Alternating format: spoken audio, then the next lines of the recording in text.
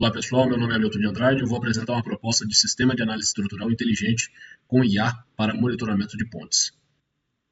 O problema central é que muitas pontes ainda são acompanhadas por inspeções manuais e relatórios periódicos. Esse processo é importante, mas pode demorar para identificar uma anomalia entre uma inspeção e outra.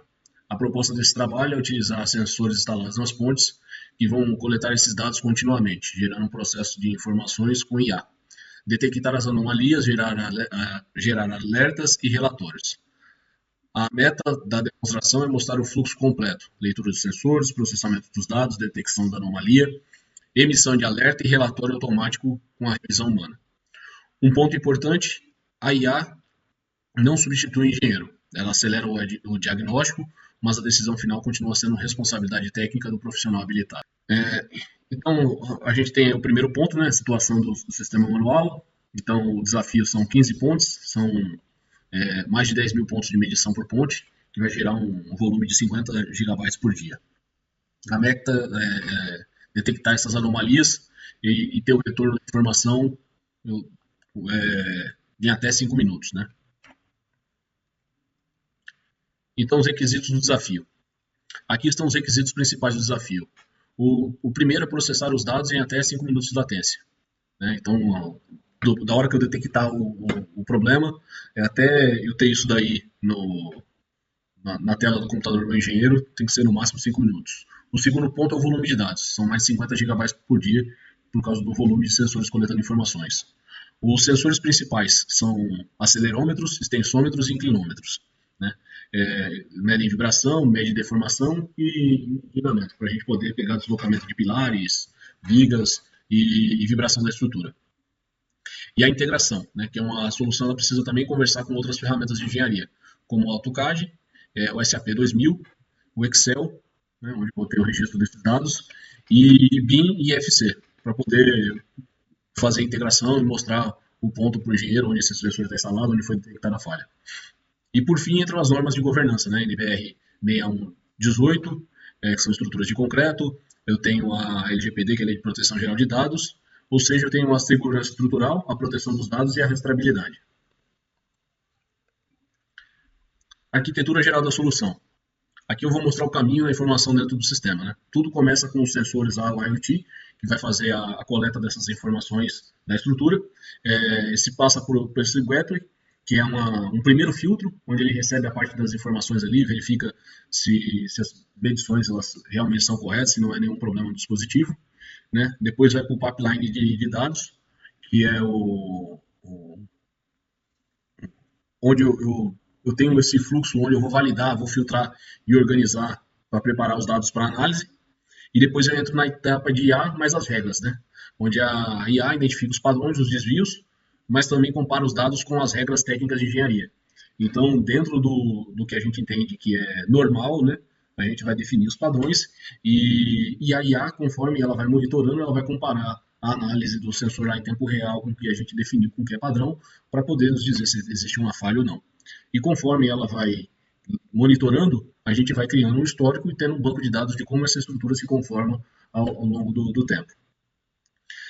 O resultado vai aparecer no dashboard, no BIM, né, para poder mostrar o alerta de forma visual para quem estiver operando o sistema. E dentro do BIM é para ter uma modelagem digital da ponte para mostrar o local onde a falha, o ponto foi detectado. E por fim o sistema gera um relatório com ação recomendada. Né?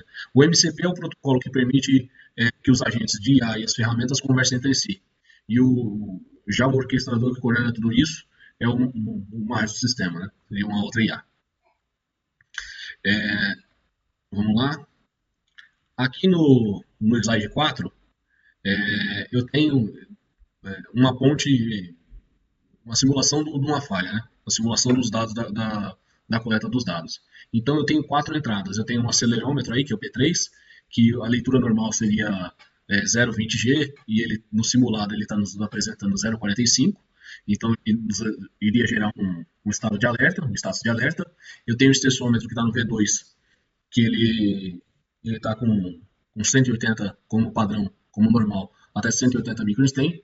Ele está com 310, então ele está bem acima do normal, então ele vai me gerar um alerta também. O inclinômetro, está de 0,8 graus, está em 0,9, então está dentro da tolerância, e a temperatura, que também está dentro da tolerância ali, em torno dos 25 graus. Então, o trecho P3/V2, ele indica onde está uma anomalia. Então, a gente pode interpretar P3 como um ponto da região da ponte e V2 como uma viga ou um elemento estrutural. Assim, o sistema não diz apenas que tem um problema, né? Mas ele está mostrando o ponto que tem. E essa interligação com o BIM vai me mostrar exatamente lá no projeto o local exato onde eu posso estar tendo essa movimentação, essa não conformidade. Então, aí eu tenho um fluxograma do pipeline de processamento. Eu vejo como o dado bruto vira informação técnica. Então, primeiro entra os dados dos sensores, depois o sistema valida esses dados se fazem sentido, né? Ele verifica as leituras ausentes, valores impossíveis ou ruídos extremos, né? Se tiver alguma coisa fora, muito fora, e o sensor que está próximo não apresenta nenhuma avaria, pode ser que o problema seja aquele sensor ou seja algum ruído do sistema, para não ficar gerando alarmes à toa, né? Alarmes que não existem, ou falso positivo. Em seguida, ele faz a filtragem, reduzindo interferências como tráfego, vento e temperatura, ou falha de comunicação. Depois, compara os dados com a base histórica daquela ponte. E isso é importante, porque cada ponte ela tem o seu comportamento normal. Então, na sequência, o modelo de IA classifica o comportamento como normal, atenção ou crítico. E, por fim, a regra técnica confirma se a condição exige alerta, e a saída pode ser um alerta no dashboard ou uma marcação no BIM, um relatório técnico automático. E aqui eu tenho os níveis de processamento. Então, eu tenho o nível 1, que pode ser uma falha do sensor, um ruído. É uma falha, mas não é algo grave, é algo para ser verificado. Isso vai entrar num plano de uma manutenção corretiva. Eu tenho o nível 2, que ele vai comparar com o desvio, nível histórico, se o valor está acima do padrão normal daquela ponte. E o nível 3, que ele já tem a correlação técnica, né? Ele já considera ali, como eu tenho vários pontos de monitoramento, então, quando num determinado trecho, vários sensores começam a mostrar alguma deformação no mesmo trecho, então significa que realmente eu estou tendo algum problema ali, eu estou tendo alguma não conformidade ali. Então, na demonstração, a gente viu lá que era 0,40 de deformação, mais 300 microstrain no mesmo elemento, então ele já gera um alerta crítico e solicita uma vistoria até 48 horas. Aí eu tenho o dashboard operacional. Então, ele foi pensado para ser simples e útil para o engenheiro e a equipe de manutenção. Nesse exemplo, ele está analisando a ponte 3 no vão central. O painel mostra os sensores normais e os sensores de atenção em estado crítico.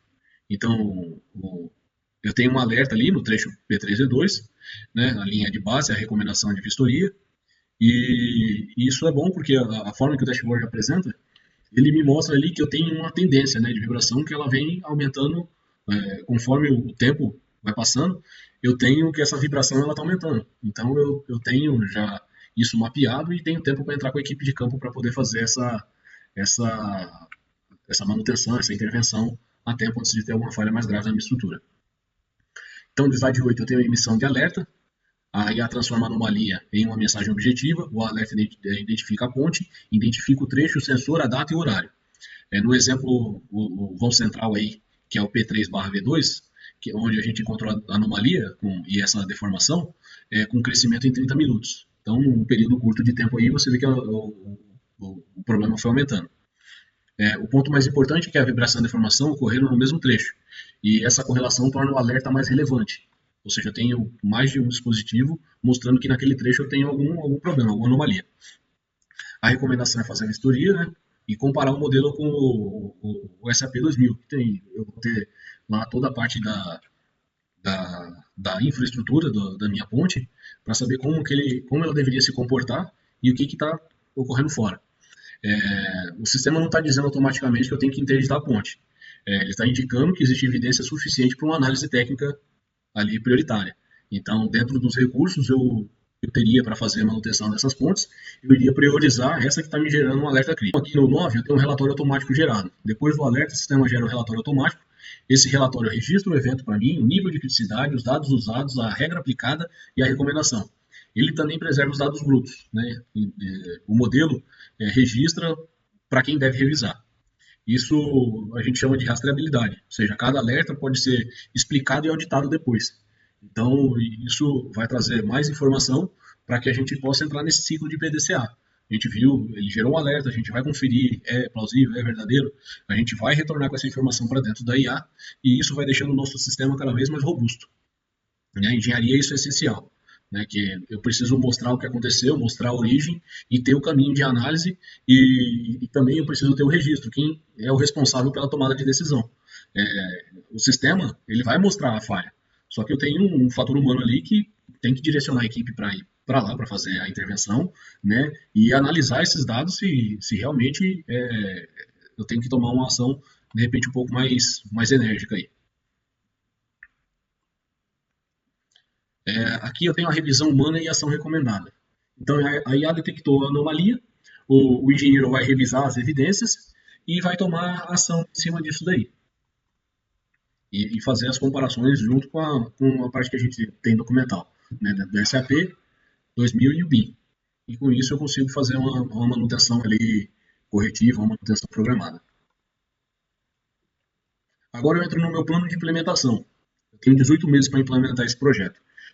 Então, a gente dividiu algumas fases para poder reduzir o risco. Então, nos primeiros 2 meses, é diagnóstico e levantamento das pontes, sensores, históricos e os requisitos. Nos próximos de 3 a 6 meses, a gente faz um piloto com 2 pontes, escolhe 2 pontes para fazer, talvez as que seriam mais críticas, começar por elas. De 7 a 10 meses, entre os modelos de IA e os relatórios automáticos. Então, depois que eu já coloquei as pontes, já monitorei, já comecei a ter um padrão, eu trago isso para dentro da IA, essas informações, para poder ter a base de dados para fazer as comparações, para ela poder me dar esses relatórios, né, gerar os relatórios automáticos. De 11 a 14 meses, a gente faz a integração com CAD, BIM, SAP 2000, Excel, os repositórios técnicos, né, que é onde o sistema ele já ia trabalhar redondinho, automático. Né? Após a gente validar tudo isso, a gente tem de 15 a 18 meses para só copiar esse modelo para as outras pontes. E aí a gente teria as 15 pontes aí sendo monitoradas. Tá? A etapa principal, mais difícil, é essa etapa de validação. Depois que você validou, você desenvolveu o modelo, desenvolveu o conceito, o que alerta, o que você precisa, para depois você fazer isso numa escala maior é muito mais simples. Né? Então, aqui no slide 12, a gente entra na parte de orçamento e governança. Então, o orçamento que a gente tem está limitado em 2,5 milhões. A maior parte desse orçamento vai para os equipamentos, né, para os sensores. Nós também temos um custo com a nuvem, desenvolvimento de IA e MCP, integrações, treinamento, segurança e auditoria e contingência. A governança envolve os 3 pilares, que é, primeiro, o LGPD, com controle de acesso, logs, retenção, anonimização quando necessário. Segundo, são as normas técnicas, as NBR 6118 e NBR 8681, que são estruturas de concreto. E em terceiro, eu tenho auditoria. Eu tenho que ter esse sistema que ele seja auditado. Então, todas as decisões tomadas, elas têm que ficar no GitHub, para que você possa ver quem foi o último que tomou ação, o que foi feito, o que foi realizado. Aqui eu tenho o repositório e automações. Esse slide aí mostra a estrutura do GitHub. Então eu tenho ali o chamado Bridge Monitoring AI.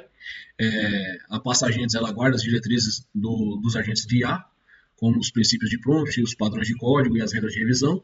Na pasta GitHub Workflows guarda automação, como teste de análise e segurança.